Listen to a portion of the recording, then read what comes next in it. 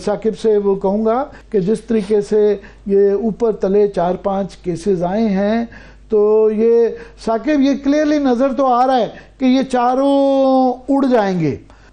فیصلوں سے زیادہ طریقہ کار جو ہے کیا کہیں گے, کیا رہ جائے گی اس کے بعد عدالتوں کی صورتحال؟ بالکل جو جوڈیشل سسٹم ہے یا جو عدلیہ ہے اس پر بہت بڑا سوال آیا ہے کہ بغیر کسی پروسیس کے, بغیر کسی جو فیئر ٹرائل کے, اگر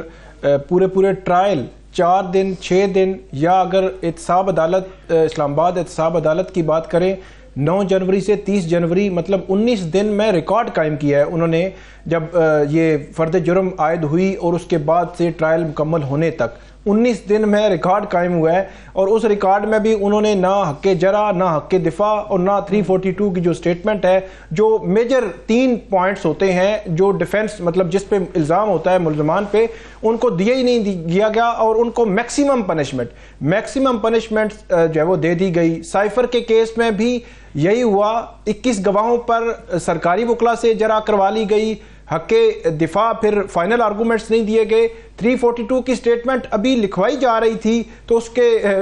ججمنٹ اناؤنس کر دی گئی اور اس کے بعد اس کو کنکلوڈ کیا. جو شاہ محمود قریشی صاحب کہتے ہیں میری تو لی نہیں گئی, بیان لیا ہی نہیں گیا. تو یہ بہت بڑے سوالات ہیں عدلیہ پر. اس کے پہلے جو توشہ خانہ الیکشن کمیشن کا کیس تھا 5 اگست کو فیصلہ آیا تھا, اس کی بھی یہی صورتحال ہے. اور جو آخری فیصلہ ہے یہ عدت کے کیس میں, اس پر بھی سوالات بہت اس لیے اٹھ رہے ہیں کہ ایک کیس جو 2018 کا معاملہ تھا, اگر فرض کریں کہ 2018 جنوری میں یہ کیس دائر ہوتا, یہ کمپلینٹ دائر ہوتی یا کسی فورم پہ بھی خاور مانیکا جو ہے وہ لے کے جاتے, اس کی پوزیشن آپ یہ کہہ سکتے ہیں کہ اس کی پوزیشن مختلف ہوتی کہ وہ جو ان کی نیک نیتی تھی کہ جس کو عدالت نے یہ مانا ہے کہ یہ ان کا رجوع کا حق تھا یا اس قسم کی سچویشن تھی, تو وہ تو انہوں نے نہیں کیا. کسی جگہ پہ انہوں نے ایسی کمپلینٹ نہیں کی. 6 سال بعد وہ سپٹمبر میں ہوتے ہیں, گرفتار ہوتے ہیں, نومبر 14 کو واپس آتے ہیں اور 24 نومبر کو کمپلینٹ فائل کرتے ہیں. تو یہ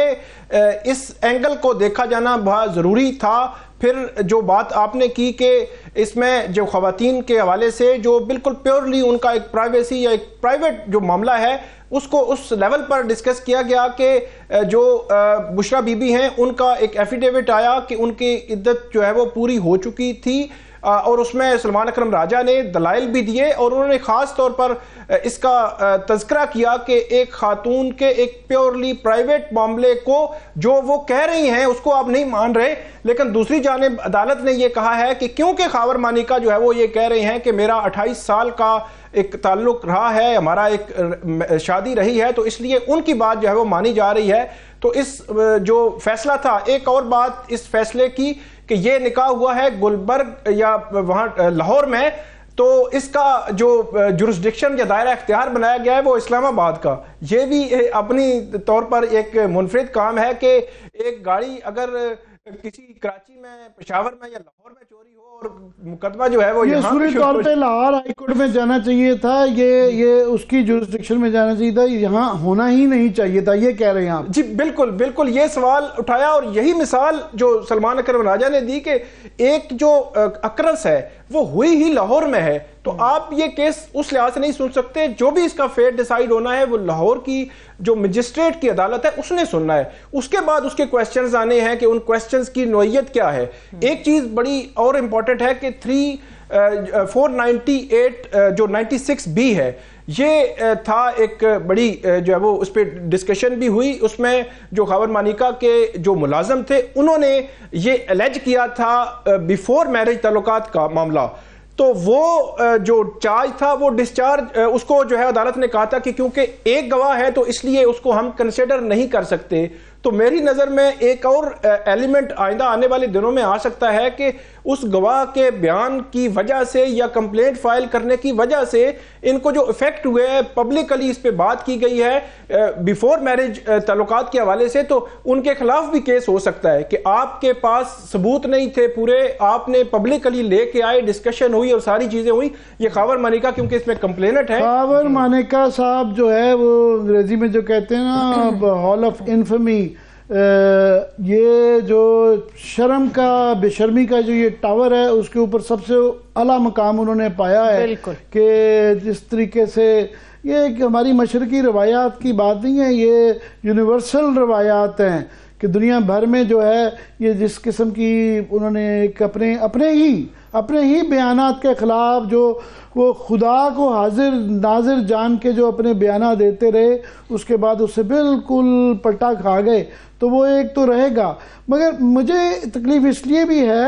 کہ یہ کلیئرلی نظر آ رہا ہے کہ باقی میرٹ تو چھوڑیں، پروسیجر پہ ہی سارے یہ ہوں گے، یہ جنہوں نے یہ کروایا ان کو بھی نظر آ رہا ہے کہ یہ نہیں ٹھہریں گے آگے۔ کوئی وکیل نہیں مجھے ملا جو کہہ رہا ہو کہ یہ عدالت میں جا کے اگلی عدالتوں میں اپیل کے لیول پہ جا کے ٹکیں گے، تو کلیئرلی یہ اس کی موٹیویشن جو تھی پولیٹیکل تھی۔ پر میں جو کنسرنڈ ہوں ساکے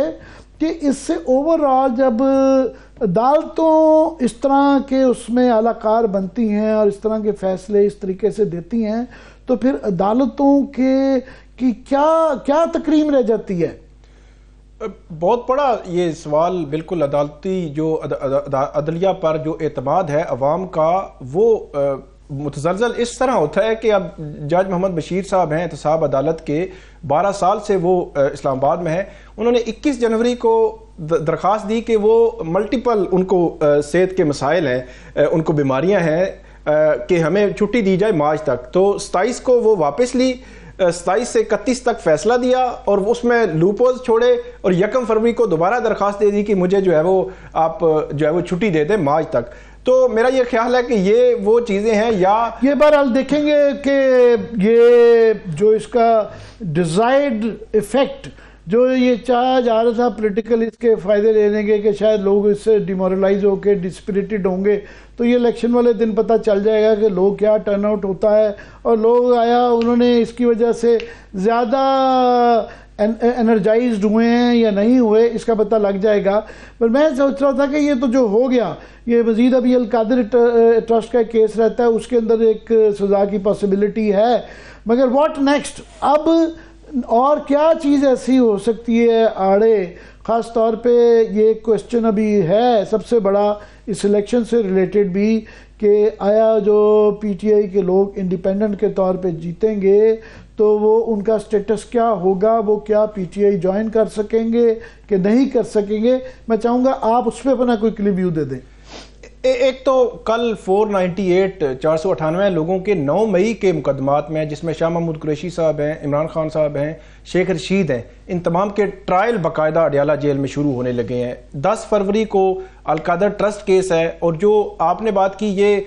جو بیرسٹر گوہر ہیں چیئرمین ہے پی ٹی آئی کے، وہیں پہ اڈیالہ جیل میں نے ان سے پوچھا تھا کہ آپ کا کیا ہوگا اس حوالے سے، لاہ عمل کیا ہے؟ ایک تو انہوں نے الیکشن پوسٹ پون کر دیے ہیں، لیکن بظاہر جو مجھے لگا ہے کہ وہ یہ سوچ رہے ہیں کہ الیکشن کے فوراً بعد وہ کسی اور پارٹی میں شامل ہو جائیں گے جن کے ساتھ ان کا کوئی معاہدہ ہوگا، اور وہ کوشش کریں گے کہ سب کو کسی ایک چھتری کے نیچے لے کر آئیں۔ میرا اگلا سوال یہ تھا کہ اگر آزاد حیثیت میں منتخب ہونے والے اگر نہ آئے تو پھر کیا ہوگا؟ تو اس کا جواب ان کے پاس بظاہر جو ہے وہ کہہ رہے تھے کہ ہم نے اوتھ لیے ہیں، لوگوں نے اوتھ دیے ہیں، اور ہمیں یقین ہے کہ میکسیمم لوگ جو ہے، بلکہ سارے لوگ جو جتنے جیتیں گے وہ ہماری جو گائیڈ لائنز ہوں گی ان کو فالو کریں گے۔